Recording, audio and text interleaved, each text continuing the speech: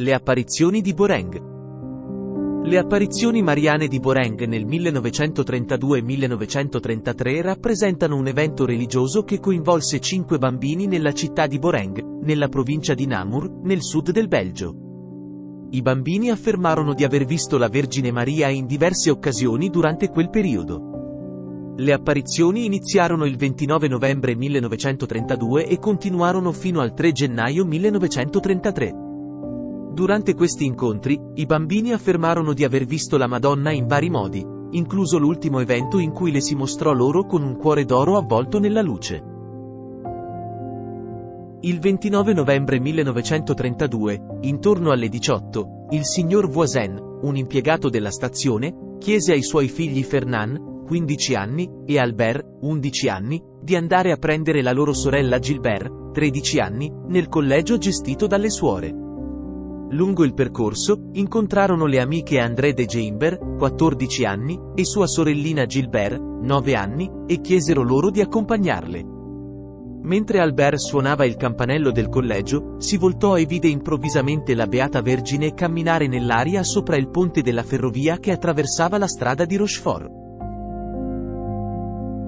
Anche la sorella e le amiche, voltandosi incredule, videro la bella signora.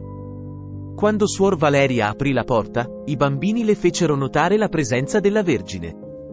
Non credendo a ciò che dicevano, la suora andò a cercare Gilbert. Quando quest'ultima, ignara degli eventi, arrivò sulla soglia della porta, vide anch'essa la Beata Vergine sospesa in aria sopra il ponte e con i piedi nascosti da una nuvola. Spaventati, i 5 bambini tornarono di corsa a casa, promettendo tuttavia di tornare il giorno successivo alla stessa ora. Nei giorni successivi, i ragazzi tornarono ogni sera sul luogo dell'apparizione, accanto a un albero di biancospino, recitando il rosario e aspettando la venuta della signora. Tuttavia, la Madonna sembrava non voler più apparire. Nel corso del tempo, si unirono a loro diverse altre persone. Il 5 dicembre, quando finalmente la Vergine iniziò ad apparire di nuovo, i ragazzi si inginocchiarono tutti e 5 simultaneamente sul duro selciato della strada con una forza che sorprendeva gli spettatori, senza riportare alcuna contusione o ferita. Albert chiese alla signora: "Siete la Vergine Immacolata?" La Madonna sorrise ed annui con un gesto del capo. "Che cosa ci chiedete?" chiese ancora Albert, e la Madonna rispose: "Che siate molto buoni." E poi ancora: "In che giorno dobbiamo tornare?" "Nel giorno dell'Immacolata Concezione", rispose la Madonna. Le persone che assistevano erano anche stupite dal tono di voce insolitamente alto dei ragazzi durante le preghiere. Quando venivano interrogati sulla descrizione della Madonna, i ragazzi concordavano nel dire che si trattava di una bellissima signora, vestita con una veste bianca che teneva le mani giunte come se pregasse, con raggi di luce intorno alla testa. Da quel momento, la Madonna apparve ai ragazzi per un totale di 33 volte, con l'ultima apparizione registrata il 3 gennaio 1933. L'8 dicembre, i bambini rimasero in uno stato di estasi per un quarto d'ora. Il dottor Lurken sottopose Gilbert Voisin a una fiamma sotto la mano, pungendole le mani con un temperino e proiettando una luce brillante nei suoi occhi. Anche il dottor Goethals fece vari tentativi, come pizzicare vigorosamente più volte le mani delle 2 Gilbert, mettere la mano sugli occhi e cercare di abbagliarle con una torcia. Sorprendentemente, i bambini non mostrarono alcuna reazione, né sentirono nulla, né conservarono memoria di tali prove. Il 17 dicembre, Maria dichiarò il desiderio di costruire una cappella. Tra il 21 e il 30 dicembre, ci furono ulteriori apparizioni durante le quali la Madonna ha chiesto la costruzione di una cappella nel luogo delle manifestazioni divine. La sua richiesta mirava a trasformare il luogo in una meta di pellegrinaggio, invitando anche a dedicarsi intensamente alla preghiera. Annunciò anche che la sua ultima apparizione sarebbe avvenuta presto. Nell'apparizione del 1 gennaio, la Madonna esortò i ragazzi dicendo di pregare sempre. Nel successivo incontro del 2 gennaio, annunciò che il giorno seguente avrebbe comunicato qualcosa a ciascuno di loro in modo particolare.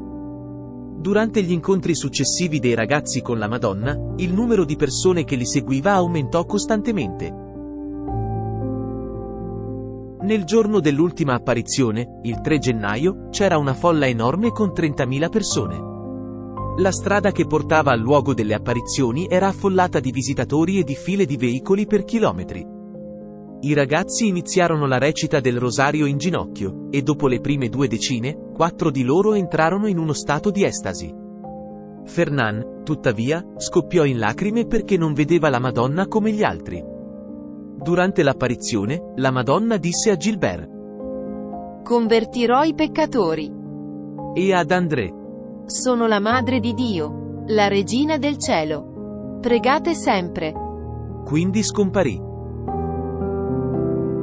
Alla fine dell'apparizione, mentre alcune persone facevano domande a 4 ragazzi, Fernand rimase in ginocchio. Improvvisamente, sia la ragazza che altri presenti sentirono un rumore simile a un tuono e videro una palla di fuoco sopra il biancospino. La Madonna apparve a Fernand e le chiese se amasse suo figlio e se la amasse. La ragazza rispose affermativamente, e la Madonna le disse che dovevano sacrificarsi per lei. A quel punto, la Madonna emanò una luce brillante, distese le braccia e tutti poterono vedere il suo cuore d'oro. Prima di scomparire definitivamente, la Madonna salutò con un addio, indicando così la conclusione delle apparizioni.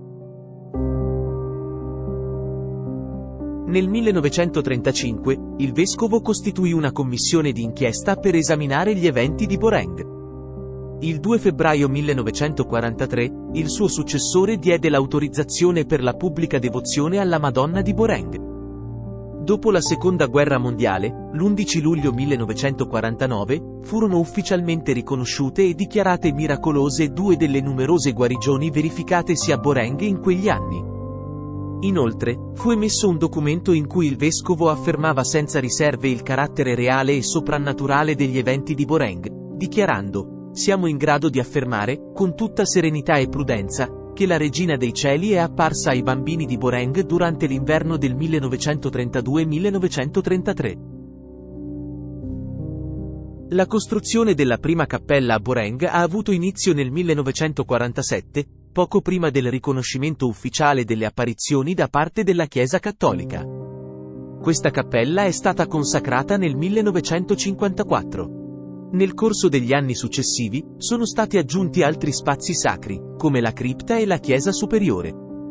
Il sito è stato sviluppato e ampliato, con l'acquisto di edifici vicini per accogliere e ospitare i pellegrini. In seguito il santuario è stato ulteriormente ampliato fino alla fine del XX secolo, e successivamente sono stati effettuati lavori di ristrutturazione e manutenzione per affrontare l'invecchiamento delle strutture. Il 18 maggio 1985, Papa Giovanni Paolo II si recò a Boreng, dove pregò in ginocchio davanti alla statua della Vergine del Cuore d'Oro e incontrò 3 dei veggenti ancora in vita, Gilbert e Albert Voisin e Gilbert de Giambert. Nel giardino del santuario, accanto al biancospino delle apparizioni, si erge una statua della Vergine. I fedeli che visitano il santuario hanno l'abitudine di accendere lumini intorno a questa statua. Nel corso del tempo, numerosi miracoli sono avvenuti in questo luogo sacro. Le grazie concesse toccano vari aspetti della vita quotidiana delle persone ed oggi sono davvero molteplici. Sebbene siano state riconosciute 2 guarigioni come miracolose, le testimonianze parlano di innumerevoli altre grazie ottenute a Boreng, tra cui consolazioni, conversioni, riconciliazioni, soluzioni, protezioni, guarigioni del corpo, del cuore e dello spirito. Ci sono anche testimonianze recenti che raccontano di esperienze di grazia presso il santuario. Un evento notevole è avvenuto nella notte tra il 19 e il 20 giugno 2021, quando il santuario, insieme alla città di Boreng, è stato colpito da un mini tornado che ha causato ingenti danni materiali. In mezzo a questa devastazione, la statua della Vergine è rimasta miracolosamente intatta, anche se il biancospino delle apparizioni ha subito dei danni.